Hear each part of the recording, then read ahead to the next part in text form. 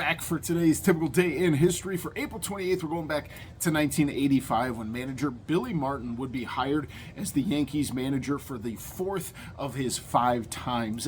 If you don't know much about Billy Martin, you should probably look him up. His career is insane. He was a second baseman who played in the majors from 1950 all the way to 1961 with the Yankees, A's, Tigers, Indians, Reds, Braves, and Twins. Pretty average hitter, 257 hitter.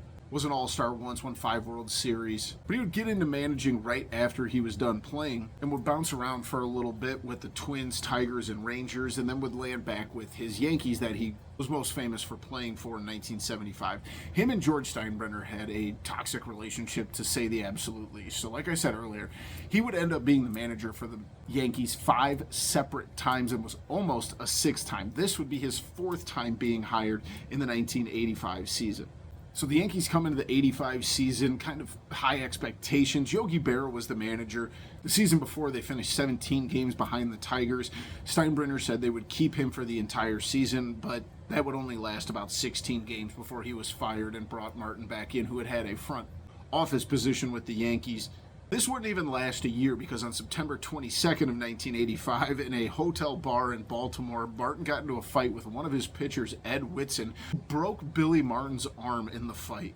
Later in October, Steinbrenner said that he had fired Martin again, but would keep him in the front office, believing that Martin could again bring a championship to the Yankees in some sort of fashion, and he hired Lou Piniella, so he increased Martin's salary just to keep him around after he turned down lucrative offers from the White Sox and the Indians.